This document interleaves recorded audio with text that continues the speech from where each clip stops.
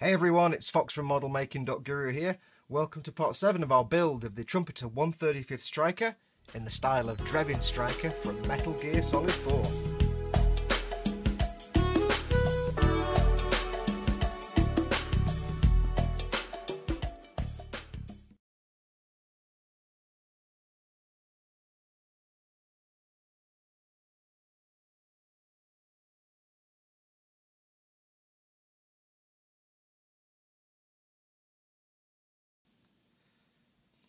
Hey all, welcome back again. Right, don't worry, I haven't jumped ahead completely. In this episode, we're going to get to this point. We're going to have the diorama almost completely finished with some accessories, oil paints, smoke washes, and spray painting. Some bits have missed out because filming didn't work or for other reasons. So I'm going to jump straight to the first bit, which is adding some shading in the spray booth. So without further ado, let's go crack on with that. Right, okay, what we're going to do, before we start doing any washes or anything like that, I am going to just apply some shadowing to this diorama. I'm going to use the Tamiya Rubber Black again, just to give some depth and shadowing. I'm going to very lightly airbrush it. New camera angle because I'm using Ted's camera tripod, so it may be a little wobbly. It's his grippy thing I showed you earlier. So what I've got some Tire Black in the airbrush with a little bit of thinner. I'm just going to do a test spray. It's about a 50-50 mix of Tamiya Tire Rubber Black, or Rubber Black, and Tamiya thinner. So I'm just going to do a quick test spray and make sure we've got some flow. Yep, there we go.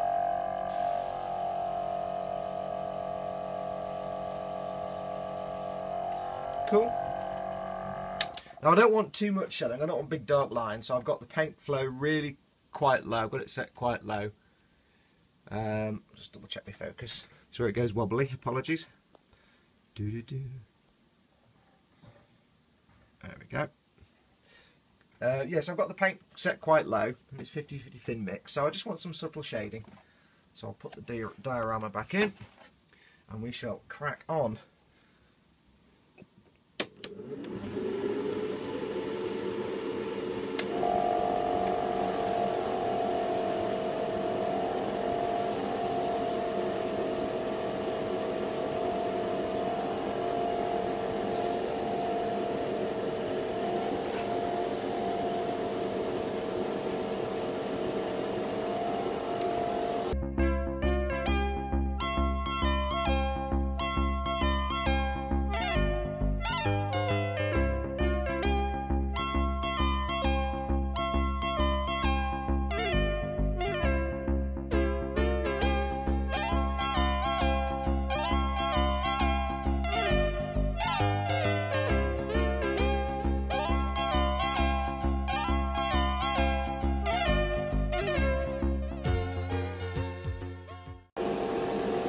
And that, if I can find the switch,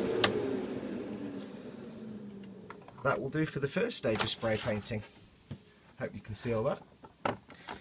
Yeah, so what you do is, if you take the paint flow down to almost minimum, you can get really close with the airbrush, and that's how you do very fine lines. You get very close to the surface and you've got a very fine line with not a lot of paint coming out, so it won't splodge. If you increase the paint flow, or if you want to feather that line and make it wider, you pull the airbrush back and the line gets wider and feathers out and becomes more subtle. So if you're doing like the corners here, use very little paint, go right in the corner, right close up with the airbrush, just to get the dark patch.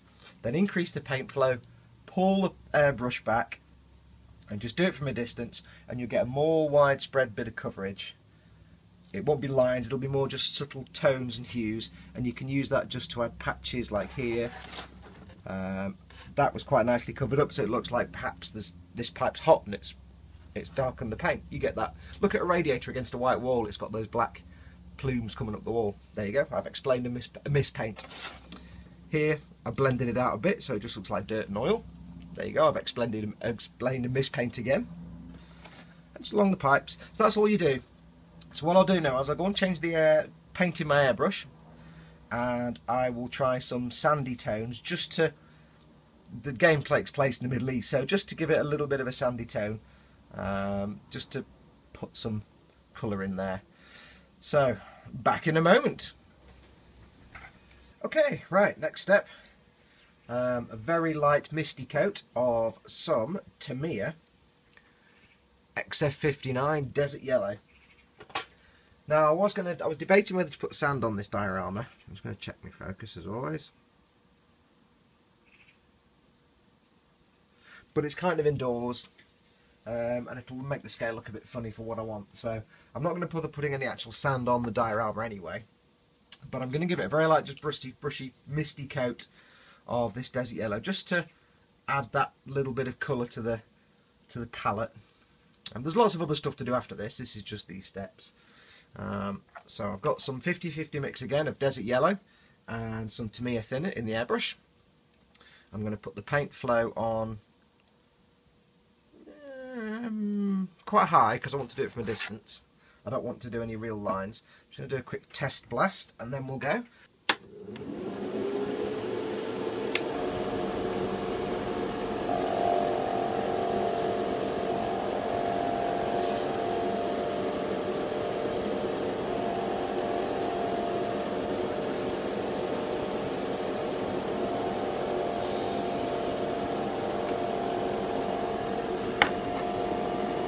So I'm going to do this from a great distance first of all, just to see what it comes out like.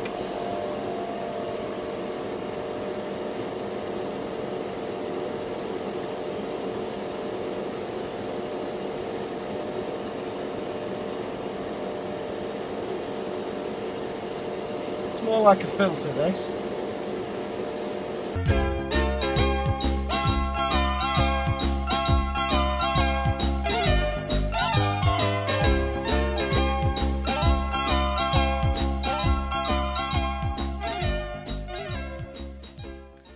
Okay, right, we finished in the spray booth.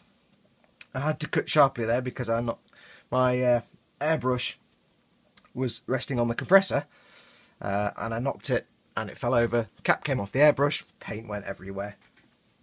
So, oops. Anyway, never mind. Not the end of the world, I'd finished anyway. So you can see now, I've added the little hint of sandiness. The bit where it went a bit wrong, you can see there, hopefully. I just rubbed it a bit with my paint cloth just to break it up, and that'll get broken up further anyway. But it's added some nice little touches to the walls and the floor. Just gives it that dusty look. Again, we're nowhere near finished yet, so I'm not too fussed that it looks still a bit janky. But that'll do for the moment. There's lots more touch-ups. I'm going to do some metallic bits on here and other bits and bobs and a decal, so that'll do for the moment. What we're doing now is checking our focus.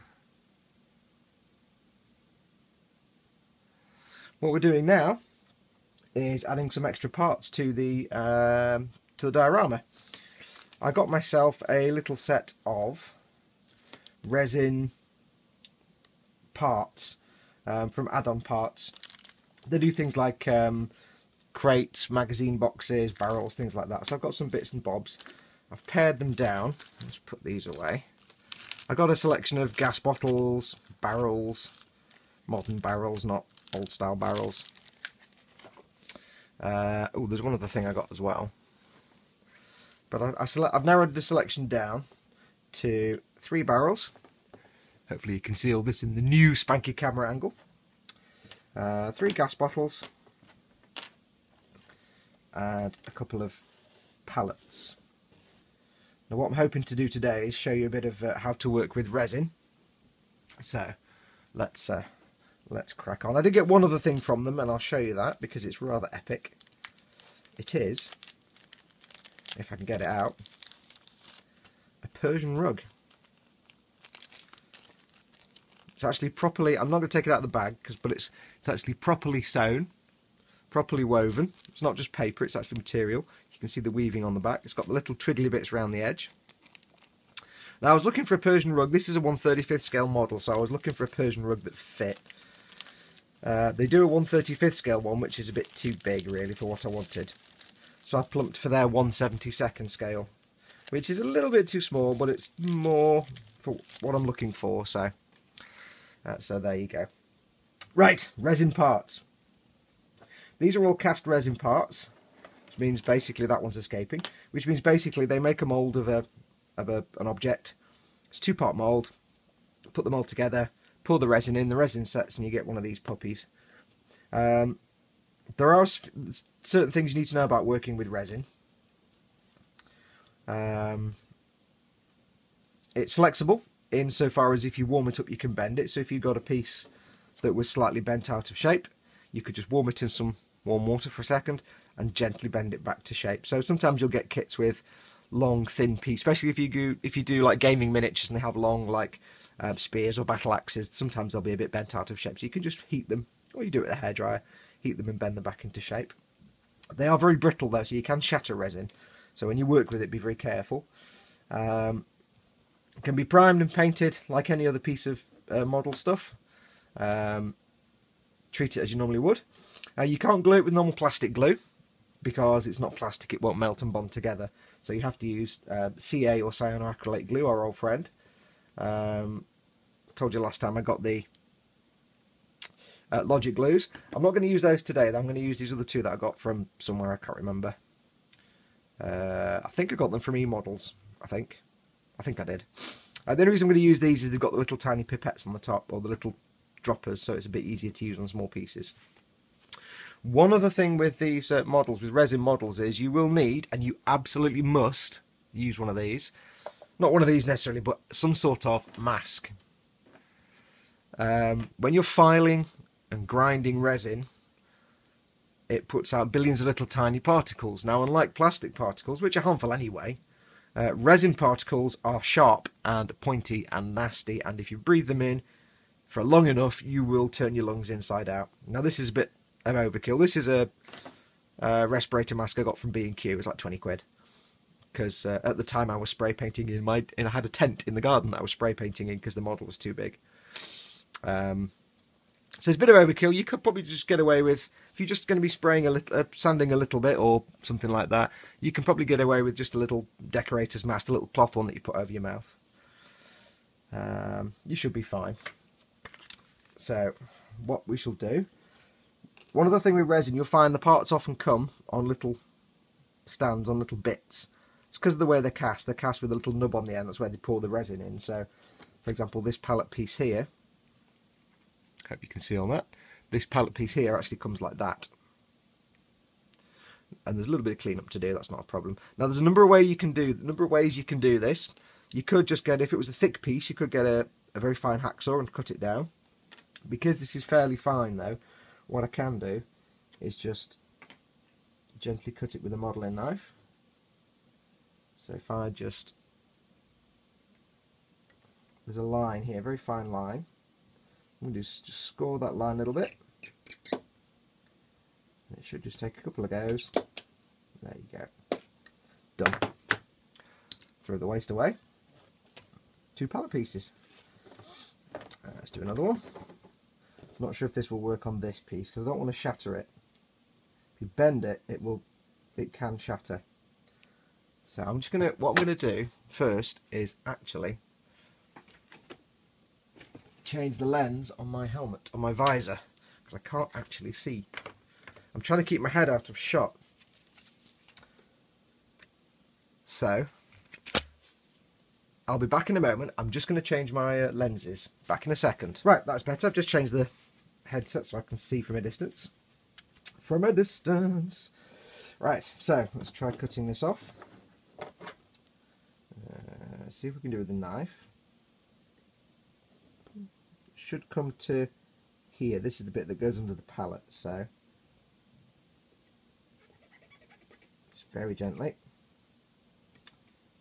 Probably asking for trouble here. I should do it flat like that. Oh, I don't know where that went. I think it went inside my clothing. So that was easy. Sometimes it's just pressure. Yep, I know where that one went. That one went there. The other thing to be wary of, these will ping off all over the place, so put your finger over the edge, eh? Right, so there you go. We've got 3 pieces and a palette, which will basically go together like this. Fiddly time. Obviously neater than this. Just a quick test fit.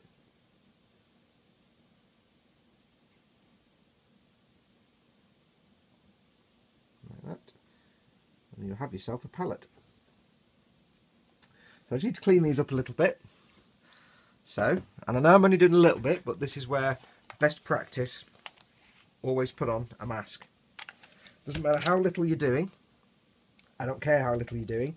You always, always, always wear a mask. So I'm just going to pause while I take my, let me just take my visor off and then I'll put my mask on. Now at this point you won't be able to hear what I'm saying, but I'll keep talking anyway. I'll subtitle it. Now I can do Darth Vader impressions. Woohoo! Right, so we need to file these down. I really do sound like Darth Vader now. Well, I have the breathing of Darth Vader. Ideally, when you're doing this, if you can do it outside if it's not throwing it down with rain or freezing cold.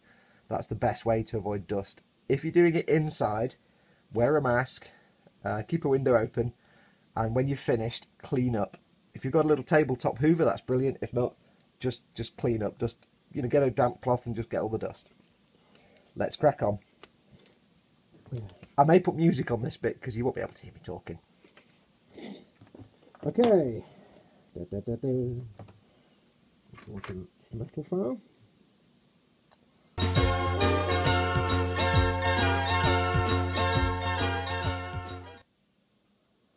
And there you go. Sanding. Right, I'll go. Right, that's sanded. So I'll go off and sand the rest of the pieces. And then we'll glue this palette together. I won't show you me building all of it because that'd be really tedious. But I'll go and glue this, sand the rest of these off. Those pieces there. And then I'll glue them together. And then we'll start the painting process. So, back in a moment. And we're back. Right, okay. These little extra bits have all been given their coats of paint. I decided against filming it and just doing the still shots. It seemed to work out much better. What do we have? We have the pallets, which were, everything went through a similar process. The canisters were glued together, the barrels are already built, pallets have been glued together. Everything was given a coat of primer, then the barrels were given a coat of neutral grey. The canisters were given a coat, these were given a coat of neutral grey. The barrels were given a coat of red-brown, Tamiya red-brown, for a rust undercoat. And the pallets were coloured in a mixture of, just remind myself which colour it was. It was desert yellow mixed with a little bit of white. Then the barrels were sprayed sky blue, after masking off with the Humbrol Maskol to make little chips and dings. These were painted sky blue, these were painted a mixture of orange and flat red, and then a blast of red to get some speckling of a brighter colour. And these were just given a little bit of a blast of the tyre rubber, just to make some darkened areas underneath. Then the Maskol was removed, and these were all nice and chipped. Now I did actually do a whole section a minute ago where I filmed myself using these Tamiya weathering pastels. Unfortunately, all you could see was my head, like this in the shot, with my visor.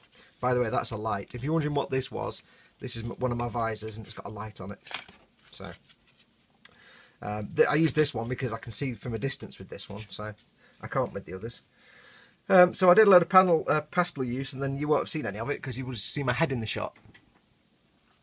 So I'm going to do it again, very briefly, to introduce you to Tamiya weathering pastels. The beauty of these is you can keep doing it and it won't make a difference anyway, too much of a bad difference. What I'm going to do is basically break up, now they don't look flat here, but before I did the pastels on them they were a flat blue colour, a flat orange and yellow. I'm going to use Tamiya weathering pastels to just break up the colour and add some dirt and dust and shading. Tamiya weathering pastels are, well, weathering pastels. If you've used things like the MIG pigments before, they're very similar. It's just a dry powdered pastel shades, different various colours, dry pigments that you can apply with a brush or a sponge, or you can use your own brush or your own sponge, whatever you prefer. They go onto the model. They're very easily removed, even just with a moist fingertip, so with your manly sweat of labour. So avoid touching the model while you're doing it. When you finish using them, you always varnish it or seal them with a pigment fixer, just so they're permanent then. What I'm going to do is, I'll show you how to use these.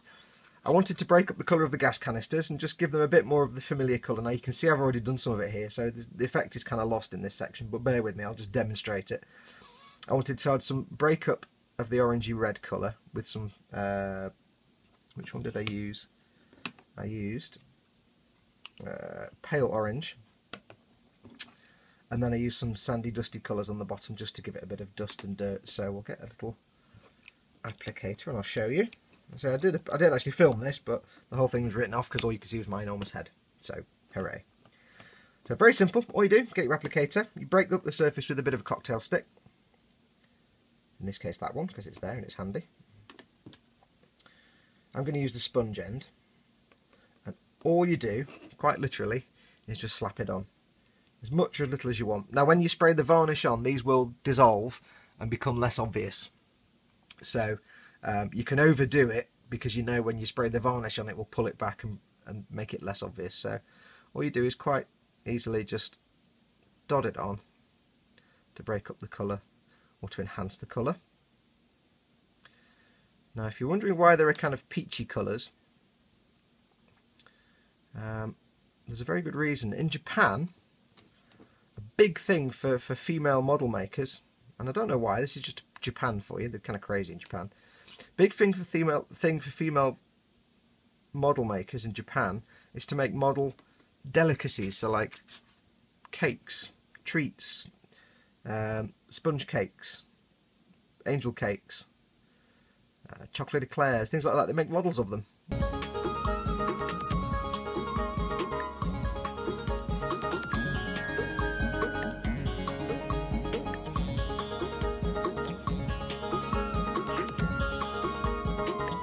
Usually cast them in resin or plaster and then paint them, and they use the weathering pastels to give that kind of cake look. It's hard to explain. If you just look it up on the Googles, you'll find it. And some of them are fantastic. I mean, I saw a picture of an eclair and my mouth was watering. It looked so real. But that's the thing that apparently female model makers in Japan like to do, is make model cakes and delicacies. So these come in quite handy. There's actually a range of Tamiya pastels just for that, as well as these modelling ones. You can see on here, this one is designed for Japanese Navy ships. This one is just, well, it's another peach one. This one is sand, light sand and mud, and it's just general weathering. And there are other specific ones. They seem to be mostly Japanese Navy colours, but they are very useful. So I've put some of that pale orange on there. It just breaks it up. I'm just smearing it a bit with my finger. On the barrels, I will do a little touch of, the best colour they do is this one called grey, and it's just a bluey grey tone. It's absolutely perfect for anything that's blue or grey, to break up the colour and provide some highlights if it's a lighter shade than the paint itself. And it's exactly the same process. Really hope you're not seeing my head. Get the applicator and just apply it to break it up. Now you can see here, I'm not going to do too much because I've already done these barrels. I'm quite pleased with them. It just, I'd hope you can see there's like a highlight on this rim, on these rims here. That's a mixture of this blue grey, which is perfect if your model is painted German grey, Tamiya German grey, Tamiya medium blue. This is an absolute brilliant colour for mixing up the colour. If you've got let's say you paint something. Say you painted that block there, medium blue, Tamiya medium blue, and you want it to look lighter in the middle than on the dark. You could airbrush it, but if you don't want to do that, one option is to paint the flat colour, give it some washes to darken the tone, maybe a smoke or black or something, and then in the middle you will get your grey and you just dab it around until you get this big bright patch in the middle, and blend it slightly. And then when you varnish it, again, because the pigment dissolves slightly, it just blends in and smears and softens, and you get this nice mixture between the dark and the light then. So it's a really brilliant colour. I use this the most. And that is Pigments, or rather the Weathering Master Pastels. I did have a much better version of this going on, but like I say, all you saw was my head. So, oh, I know what I need to do. One last thing I want to do is a bit of sand. The sand colour actually matches, hello, everything's escaping. The sand colour matches most closely what I have painted on the diorama, so I'm just going to dot this at the bottom and over these middle bits. You can put it on quite thickly if you want, and it can build up into little lumpy bits. It's a good highlight colour. You can make raised details pop out a little bit. There. Hoping this isn't all lost now with my head. And it just breaks up that colour. So now I've got the blue, which is kind of lighty bright blue, is now a very dirty blue. I've got the rust showing through from the red brown underneath where I pulled the paint chipping off. I've got the grey and the sand, just breaking it up and patching it even more, making it look dusty and weathered. And that, my friends, is that. Do a little bit on these palettes. It's not very good on these palettes because they're kind of the right colour anyway. So it's about the same colour. So I'm just doing it on the edges just to highlight it. And that is pastels. Now I'm going to go away and varnish these. You have to varnish them when you finish doing your pastels. You can't. I mean, if your model's going to go in a display case and it's the last thing you're doing, and you're never going to touch it, you can leave it. But if you handle the model with pastels on, you are going to put smears and dislodge the pastel. So if you're going to be handling it at all, fix it with either your matte varnish or your gloss varnish, whatever you're doing. If it's kind of weathery and dusty, then it's probably going to be matte varnish. Or if you're using, say, MIG pigments, which are very similar, little bottles of the powder, they're actually easier to apply with the brush because it's a little jar of powder rather than a block. If you're using those, there is they do a pigment fixer which goes with them. And I know these are available from eModels. I think they do the MIG pigments, I think. But I'm going to go away and varnish these, and then when we come back we shall stick them in the diorama, I think, and then crack on with the weathering there. So, hopefully you've not just been watching my head. Back in a moment. And we're back. Okay. Right, all my little bits have had time to dry now. Varnish on them has dried. So we have our little bits. There's still more weathering to come on these, but we'll do that in situ once they're in place on the diorama. Okay, so I'm going to place, you can see now they look nice and weathered, and they've got some subtle shading on them as well. Just makes it look a bit more natural. So the brown for the rust isn't just brown, it's brown with speckles of the sand colour and the grey colour, and it's patchy and uneven. So let's get this show on the road. Let's get these on.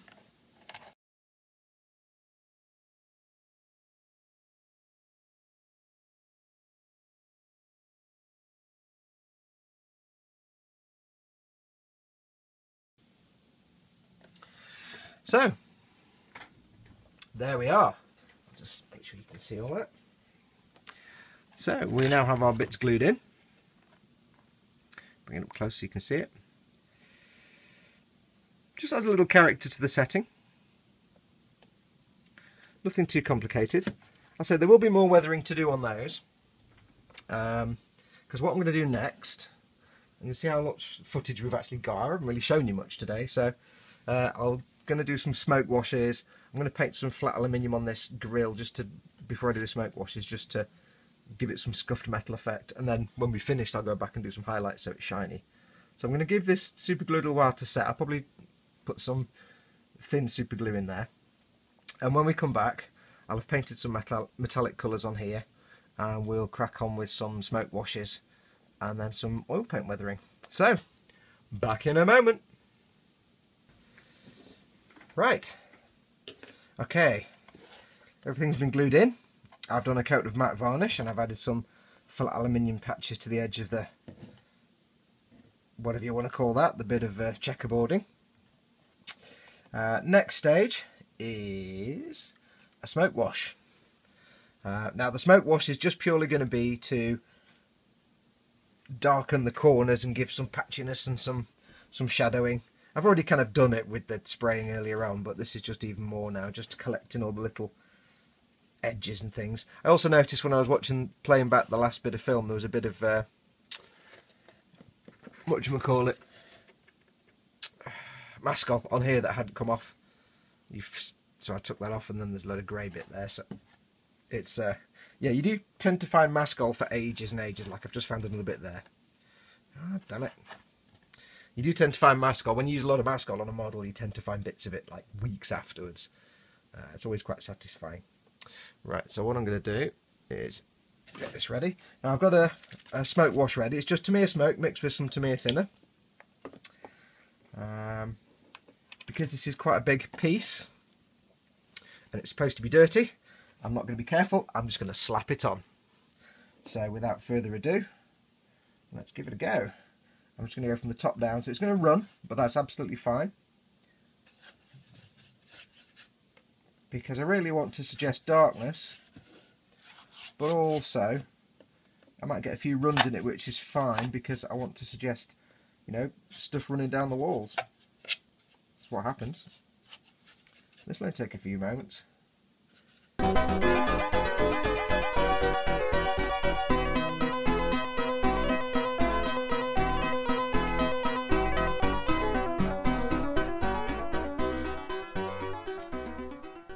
And we're back. Okay, right. We're on for the next step now. The diorama, all the little bits I added have now been varnished and glued in place and everything's set. We're now ready for the oil colours. Now I've pre-varnished the mod diorama, and I'll show you in a second. I pre-varnished the diorama with a coat of Humbrol Clear. It's a gloss varnish that I've sprayed all over it, a couple of coats. So it's nice and smooth, and the paint for the weathering, the oil paints, will take to the surface nicely. This is the oil paint weathering stage. I'm not going to do too much. It's not like when I'm doing a model kit and I'm doing all the different filters and layers and streaks and so on. I'm just going to do some basic stuff, so it won't take more than 5 or 10 minutes. We're going to do some streaking and some patchiness on the floor. Got some basic oil paints. We have bog standard Artist's Green. Which one's that one? Permanent Green Light, and some Payne's Grey, very useful colour, it's like a bluey grey shade. We have some Dark Rust, I think, oh, Light Rust. Artist White, this is the MIG Abteilung 502 Abteilung, let's start that again. The MIG 502 Abteilung paints, you've seen me use them before. Artist's White, we have Copper Oxide Blue. We have Light German Grey, or German Grey Highlight. We have Starship Filth and Engine Grease, my two favourites. I'll just put these over here. Now you may notice for the whole of this film my camera's been off to the side and it's all been kind of angled and wobbly. It's because I'm trying this new camera stand. I finally decided it's probably best to line it up in the middle so you can see it, and hopefully try and reduce the amount of my head appearing in shot. I've also set up some white boards just out of shot to reflect the light, so hopefully should give us some decent light. Okay, we've got 3 brushes. Big fat soft chisel brush, slightly smaller fat soft chisel brush, and just a normal brush. These are, I keep my oil brushes, as I've said before, I keep my oil brushes separate, and you should always keep them separate from the brushes for your acrylics. Right, to the diorama. This is where the white balance goes wonky. Okay, right, the diorama's now pretty much done apart from the oil weathering. Everything's got a nice glossy sheen because of the Humbrol Clear. If you're making a model, you use the clear as a glossy finish before you put on decals or any kind of washes, just so there's a nice smooth surface for the paint to work over and it can run into all the little crooks and nannies. I've added a couple of smoke washes went on here as well, so you can see it's nice and grubby now. It's a bit more grubby than it was before. Hopefully you can see all this. Let me just see what you can see. Yeah, you can see that. Cool. So, what we're going to do, we're going to do some very simple washes. Well, some streaking and some washes. You know, I haven't got my teeth in at all. Let's start that again. Some streaking and some discoloration, some filtering. So I have a small pot with some odorless terpenoid thinner, or in my case, some low odour thinners. As I've said before, you can get specific oil paint thinners. You can use things like White Spirit, but I wouldn't recommend it because it stinks.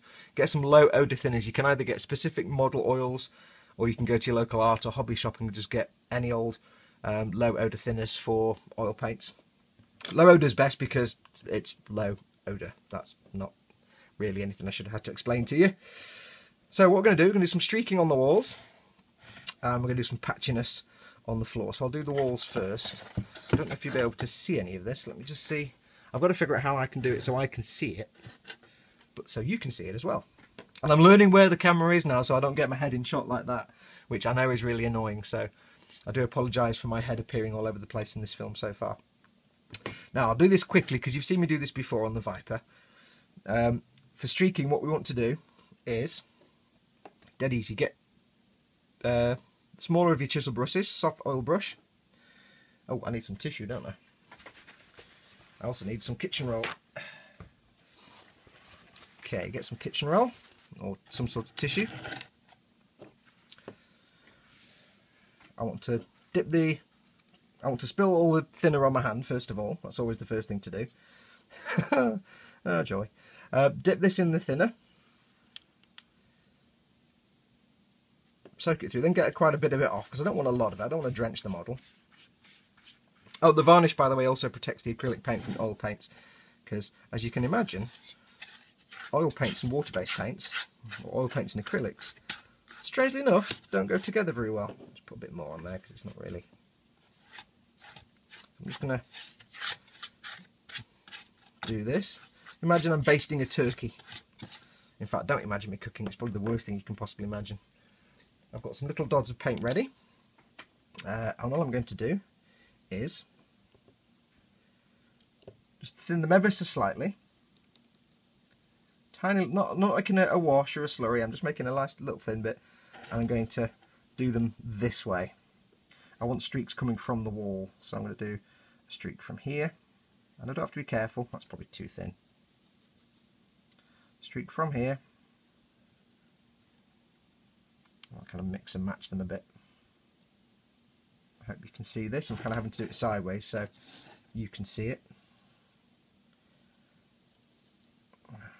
Let's try one here. One here. I'll try and make them match to things on the wall, like little specks and spots that I've already painted. Some will just come from the top. Okay, let's try a bit of the... Doesn't matter about the colours getting mixed. I'm not really too fussed about rust because it's not really a metal, it's concrete. But I might do some rust, say from here, because that'll go quite nicely with that stain I put on the wall. It's not very easy on this surface actually, I will tell you. I don't want them all to be from the top either, so I want some maybe here. Do one there. Give me as thick or as thin as you want. Do a green one for the hell of it. It's probably not the right colour of green, it's probably too much actually on there. Get some of that back. We'll do some this light grey blue colour. I'm just being careless because this is a building, remember, so it's not going to be perfect. Some engine grease. I'm actually trying to, I'm realising now I'm painting this and I'm thinking, how am I going to get the brush in there when I do the streaking? See if you can see this. I mean, this might actually work. The thing with this diorama is I've not actually planned any of this. I'm kind of making it up as I go along. So, right, so I've got the paint down. Just give it a second to dry. Blow on it if you want. And all I'm going to do is quite simply with this brush, keep it dry, and I'm just going to try and do it so you can see it, but apologies if you can't. I'm just going to try and brush it this way. Just very lightly, and then back again. I'll go back and forth.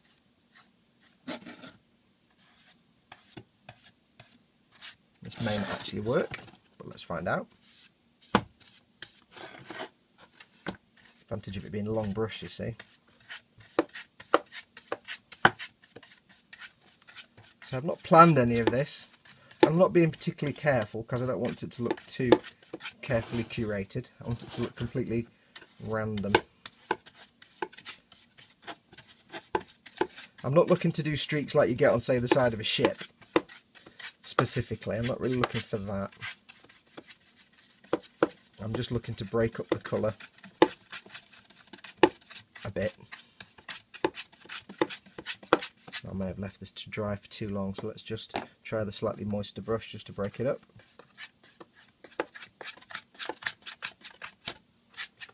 See, these are a bit too harsh, so I'm just going to loosen the paint a bit with the slightly oily brush. Go back in with this one. If anything, this will just look like stuff that's run down the wall. When I did the smoke wash, there were a couple of bits where the smoke kind of went, and I hope my head wasn't in there then. The smoke kind of came down and made streaks and dribble marks, and that was fine because that's what I was looking for, just natural dribbles and streaks.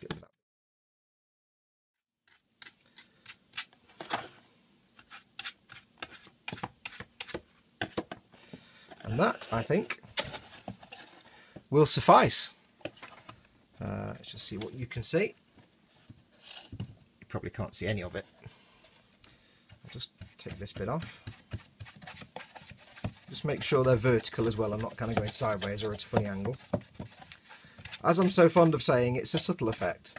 I don't want anything too obvious. Some of it looks like streaks, some of it looks like where the paint's faded. That light blue is actually quite good for this dark blue area, the medium blue patch. It just makes it look like faded paint. And then on the floor, I'll just quickly do the floor. And then I think we're done for today. So I'll just moisten the floor. Now I'm not going to do so much streaks here as splots of colour. Oops, it's far too much. Again, the gloss varnish is protecting the acrylic paint. If I just did this straight over acrylic paint, it'd probably pull it up. So, on the floor, we're going to do something a bit different. Bring back our little palette of the colours. And now, what we're going to do is just do a bit of this. Some people call this filtering. Those are the different names for it. You could just call it, I mean, any kind of oil washes and pigments like this is filtering, really. You're adding filters. You're not colouring anything, you're not painting anything. You're just adding filters to it. So that's what we're doing. We're just adding different coloured filters. Some in the form of streaks, some in the form of splodges. And I'm being careless. I'm not really paying attention to what I'm doing because I don't care, because I want it to look unplanned and random. Do a few more in the wall there. Go back to the dry brush. Move the thinner, move my paint.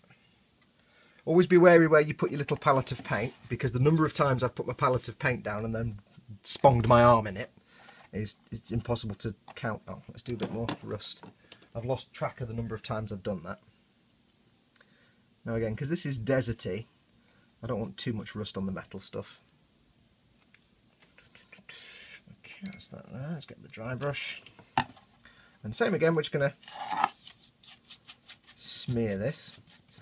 Now this was actually a bit too much thinner, but that's fine, because I want the floor to look oily and dirty.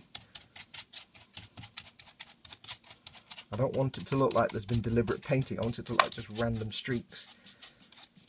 You know, you work in a warehouse or a factory or anything like that, you know, you don't plan where the dirt and stuff goes. There's all kinds of traffic on this floor.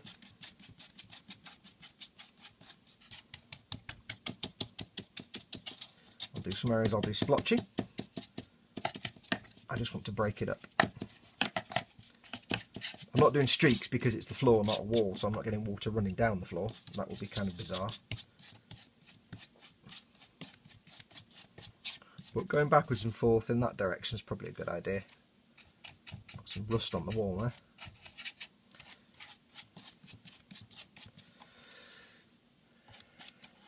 And that's the floor. It doesn't do a massive amount.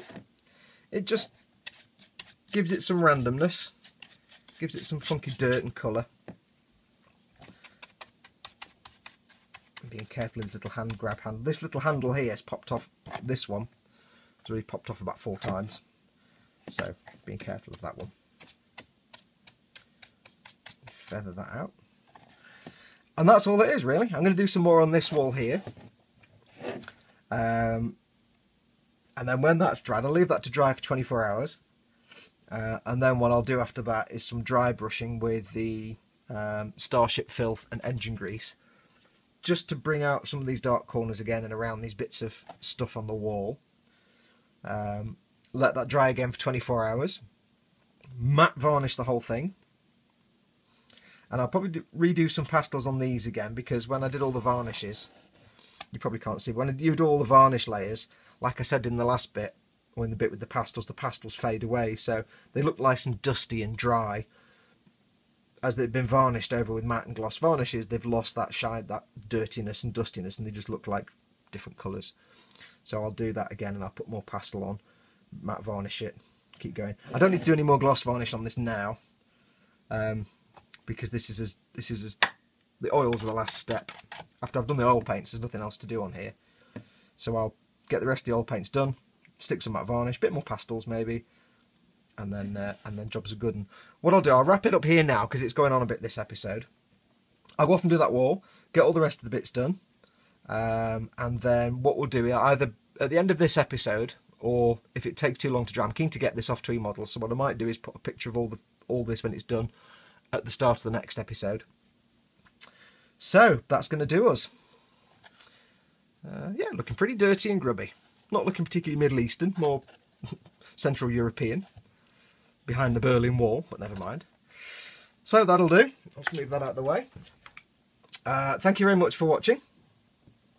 As always, models supplied by eModels.co.uk. Go along to their website. It's I am biased, but I'm not biased. It is just by far the best online model supply store. Models, kits, paints, equipment, whatever you want, they've got it. If they don't have it, you don't need it. So go along to eModels.co.uk. Go along to their Facebook page as well, facebook.com/eModelsLTD. Now I'm having to say that from memory now, and I've got no choice because of the white screens that you can't see here. I can't see the little piece of paper I had with it written on. That's my secret, I'll tell you that now. I've never been able to remember it. So facebook.com/eModelsLTD. Post pictures up, send pictures to them. Their teeth. Start again. Send them pictures of your works. They'll post them up on there for you so everybody else can ooh and ah them. You'll see works by other people. Some brilliant work on there. And it's a great community.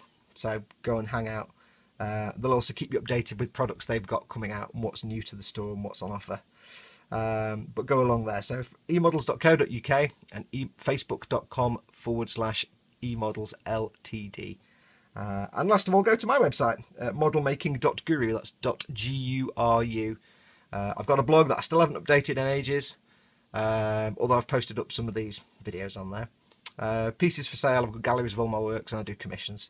So go along and check that out. I'm also on Facebook. You'll find me on there. It's just Model Making Guru. And on Twitter, @ModelMakingGuru. But enough about me.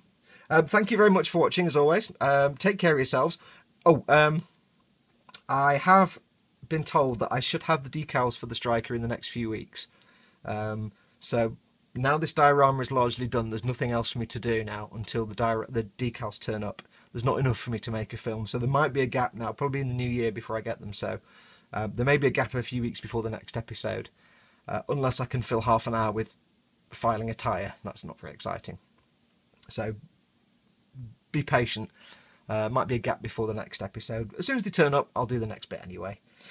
But that'll do it. Take care of yourselves. If we don't see you before then, have yourselves a fantastic Christmas and a really slightly wobbly New Year. Hope you get lots of good presents, lots of good models and things like that. And we shall see you probably in the new year. But until then, adios amoebas.